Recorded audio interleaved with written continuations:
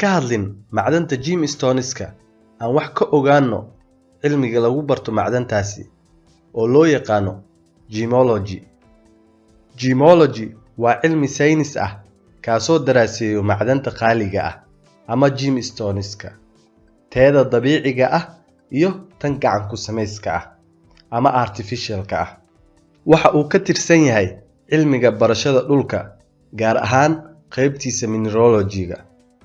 Gemology waxaa lagu bartaa qaab samaysinka macdanta qaaliga ah, goobaha laga helo, iyo sifooyinka lagu kala sooco.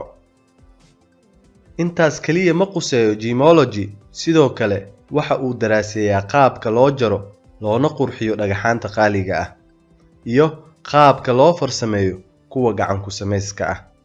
Si la mid ah barashada precious metalska iyo luulka, waxay hoos yimaadaan gemology-ga. aan u imaano qeexidda gemstoneska. Gems ama gemstones waxaa lagu qeexaa macdan ama walax ka timid noole, kuwaasoo loo isticmaalo isqurxinta ama maalgashiga, sida diamondka iyo luulka. Gemstoneska badankoodu waxa ay ka yimaadeen macdan manoole ah, marka laga reebo qayb yar oo ka timid noole sida luulka, cambarka iyo faanta maroodiga. Haddaba su'aasha isweydiinta mudan ayaa ah, maxaa gemstoneska qiimahaas u yeelay? Si uu gemstone qiimo u yeesho, waa in laga helaa sifooyinkan soo socda. Beauty. Sifada koowaad waa in uu qurux badan yahay, sida midabkiisa oo soo jiidasho leh, qaab dhismeedka iyo dhaldhalaalkiisa.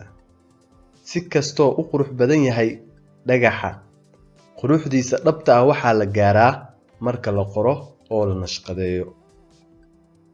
Durability. Sifada labaad waa awoodda ama adkeysiga uu u leeyahay inuu raago ama waqti badan yaalo, isaga oo ayna ku iman wax isbeddel ah. Rarity. Sifada saddexaad waa in uu yahay naadir. Naadir ahaanshuhu waa mid ka mid ah waxyaabaha qiimaha u yeela gemstoneska. Iyadoo dhammaan gemstoneska naadir yihiin, haddana way sii kala naadirsan yihiin, taasoo keenaysa inuu farqi u dhaxeeyo qiimahooda. Demand. Sifada afraad waa dalabka ama baahida loo qabo gemstonekaas. Mar kasta uu bato dalabka, waxaa ziyaado qiimaha dhagaxaas, sida ganacsiga caadiga ah. Tradition. Sifada shanaad oo gemstoneska qiimaha u yeelayso waa caado dhaqameed ama caqiidooyin ay aaminsan yihiin dadka qaar, kuwaasoo u arka in ay dhagaxyo qaar ka fadli badan yihiin kuwa kale. Tusaale ahaan, dalka China, dadka Buddhismka aaminsan waxaa agtooda qiimo ka leh dhagaxa loo yaqaano jade, halka dalka Burma ay qiimeeyaan dhagaxa cambarka. Sidoo kale, waxaa jira dad xirashada dhagaxa emerald ka aaminsan inuu u horseedayo barwaaqo. Portability. Sifada u dambayso oo qiimaha u yeelayso gemstoneka waa portability. Waa in uu yahay mid la qaadan karo ama si sahlan loo keedin karo, isagoo u dhigma xaddi badan oo lacag ah, sida diamondka oo kale. Muuqaalkeena maanta inta ayaan kusoo koobeynaa.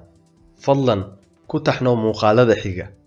qaybta commentiskana noogu soo qor mawaadiicda aad jeclaan lahayd inaan ka hadalno, kuwaasoo ku saabsan cilmiga macdanta.